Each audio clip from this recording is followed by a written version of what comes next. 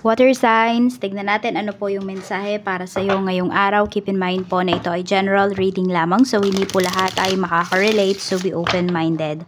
Sa mga hindi pa po nakasubscribe dito sa ating channel, please subscribe na po kayo and pa-like na din po ng ating video. At sa mga nais pong mag-avail ng ating private readings, ng ating Eagle Eye Amulet, ng ating Cures Bracelet, makikita nyo po yung link sa description box, Tarot Intentions by Aliana Reyes. Tignan po natin ano yung mensahe for you. Yan. Meron tayo ditong the Chariot. So this is victory. Kung ano man po yung ginagawa ninyo, water signs, pagpatuloy nyo lang po yan kasi meron kayong mabe-benefit dyan. Ayan. Tapos meron din dito, pwedeng may mga makatulong po sa inyo from ibang lugar. Tignan natin. We have Knight of Wands. Ayun o. Some of you, hindi yung umalis dyan sa kung nasaan man kayo. Alam mo, parang walang pag-asenso dyan. Water sign. Hindi naman lahat sa inyo ha. Meron din naman na kung nasaan kayo ngayon, kunwari sa hometown ninyo, ay umasenso naman talaga kayo. Pero mas marami po kasi yung hindi aasenso pag nagstay kayo dyan. Depende yan sa mga taong nakapalibot po sa inyo. We have Knight of Cups. Kaya kung meron offer man sa'yo dito, sabi ko nga, pwede kasi na may offer sa'yo dito from ibang lugar or ibang bansa, accept mo yan. Yan o, Knight of Swords. Grab mo yung opportunity. Huwag ka nang magdalawang isip. So, tingnan po natin ano pa yung mensahe for you pagdating naman po sa family. Spirit guide pagdating naman po sa family.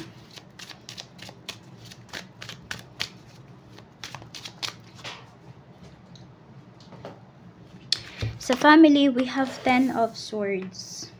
May nagagalit ba sa'yo na family member? We have the Empress. Okay, meron dito, pwedeng nabuntis kayo ng maaga or nakabuntis kayo. Yan. So, may nabigo kasi dito yung family mo. Yan. Kaya siguro yung iba po sa inyo, may nagagalit sa inyo dito na family members or masama yung loob sa inyo. Kasi, dami pong pangarap para sa inyo, pero pwedeng nasira yon. O, diba? Nabigo sila. May nabigo dito. Or ano ba, nabigo kayo? Meron ba dito nag-take ng exam, pero hindi po kayo nakapasa? So, pwedeng yun naman yung kabiguan na naramdaman po ninyo at naramdaman po ng inyong pamilya. So, tignan natin. So, pwedeng, pinaka na-disappoint sa inyo dito is your mother. Tignan natin, pagdating po sa friends. Sa friends, we have Page of Pentacles.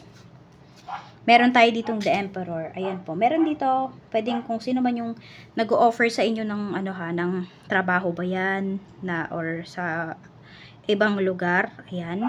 Pwedeng friend mo po yan. The Hanged Man. Okay. Or baka naman kayo yung nag-o-offer sa isang friend ninyo. Kaya lang kasi mukhang hindi buo yung decision niya dito. May mga doubts yung tao na yan. Okay, so kung sino man yung friend mo na yan, may doubt siya dun sa ino-offer mo or baka nga ikaw yung nakaka-feel ng doubts dun sa ino-offer nitong friend mo. Parang hindi ka sigurado. Pag hindi ka sigurado, wag mo nang i-accept yan. Okay, tignan naman po natin pagdating naman sa kaperahan. Okay, sa iyong kaperahan naman, we have 9 of Swords. Yan o, hindi na kayo happy pagdating sa pera ninyo. 7 of Wands. Tsaka nag-iingat na din talaga yung iba sa inyo dito. Knight of Pentacles. Looking forward kayo sa kung ano pa ba yung mga pwede ninyong pagkakitaan. Ano pa ba yung mga sideline na pwede ninyong gawin. So, yan po. Mukhang naghahanap talaga kayo dito ng ibang mapagkakakitaan. So, i-push nyo lang yan. Sabi ko nga sa yung iba sa inyo, hindi nyo talagang umalis dyan sa lugar ninyo. Ito, pag-alis yan. Tsaka ito. Yun talaga. Kaya pag-isipan yung mabuti ha. Pag may dumating na opportunity para makaalis kayo kung nasaan kayo ngayon, grab nyo po yun. Check natin pagdating naman sa kung mayroon po kayong utang. 4 of Pentacles. 9 of Wands. Ayan, yung iba naman po sa inyo, meron dito, pwedeng papaikutin nyo pa yung pera. Ayan o. So, kung business-minded yung iba sa inyo dito, water signs, mukhang hindi nyo pa babayaran, papaikutin nyo muna yung pera na pambayad po ninyo dito sa utang ninyo. So, ayun, mas mapapalago nyo pa yung pera. Ayan. Para kung meron naman dito, hindi naman kayo mga business-minded, ayan po, mababayaran nyo naman, kaya lang yung iba sa inyo, pinakamatagal na is 9 months pa. O kaya medyo may stress pa kayo dito. Check po natin pagdating naman sa, yun yung pinakamatagal ha, pero pwede pa yung mas mapadali. Depende po yan sa gagawin ninyong actions. Check natin kung meron naman pong may utang sa inyo, magbabayad pa. We have Knight of Cups and we have Six of Swords. Yes po, magbabayad naman yung taong may utang sa inyo. Yan. Sinisikap naman talaga na makabayad nung taong ito. Tsaka parang ayaw niya na patagalin yung kanyang utang. Gusto niya bago matapos yung 2024, nakabayad na talaga siya sa'yo at sa kung meron man siyang iba pang pinagkakautangan. Check po natin pagdating naman sa nag-apply ng work. Page of Wands, okay. So, ayan po. Yung iba sa inyo, matatanggap na po kayo sa work. Pero yung iba sa inyo, sinasabi dito, no, kung meron kayong mga sidelines ngayon, wag nyo din po yung i-let go. Parang wag nyo munang i-give up agad-agad yan. Tignan natin, ano pa yung mensahe. Okay. Pagdating naman po sa, ito ay pagdating sa mga nag-apply ng work, sa mga may binibentang property, 5 of Cups, hindi nyo pa po mapibenta. Some of you, pwedeng abutin pa yan ng 5 months. At sa mga nag-apply naman po ng mga papers, mga visa, ganyan, ayan po. Ma-approve po yan. Your dreams po ay unti-unti nang matutupad. Check natin ano pa yung mensahe. Check po natin. Pagdating naman sa work, Judgment. Tignan mo, pero pag alis yung pinapakita sa'yo dito. Kaya yung iba sa inyo, ayan o, kung hindi na po kayo masaya sa trabaho, feeling mo stagnant na yung trabaho nyo dyan, wala nang pag-usad, diba? Yung tipong ilang taon ka na dyan, pero hindi man lang umaangat yung position mo.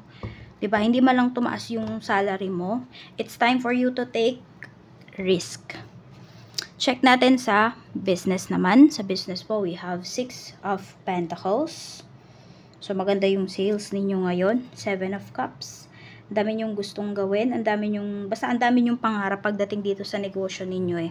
Pero alam mo, water signs, madami ka ding pangarap na mabubuo at marami kang pangarap na maa-achieve because of your business. Kaya alagaan mo tong business mo. Yan o. May peace of mind naman po yung karamihan sa inyo, ano?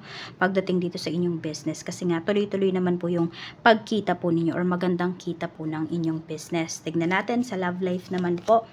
Sa mga single, we have 3 of Pentacles. Knight of Wands. So, yung iba sa inyo, pwedeng ma-meet ninyo yung next na makakarelasyon ninyo sa work or pwedeng same kayo ng work. Sa mga in a relationship po, we have Queen of Pentacles. We have the Devil. Okay, medyo yung iba sa inyo dito need yung mag-isip-isip. Bakit ba kayo minahal? Minahal ba talaga kayo ng taong yan? Or tinitignan lang niya kung ano yung mabe-benefit niya sa inyo. So, maging matalino po kayo dito kasi may dikit ng dikit sa'yo dito dahil meron lang siyang nabe-benefit. Check natin pagdating naman po sa mga married natin, we have 8 of Cups.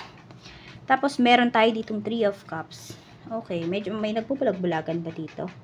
Ayan, 3 of Cups. Or pwedeng, kayo na lang ba yung aalis dahil nalaman nyo na may third party yung asawa nyo. Kayo yung magpaparaya.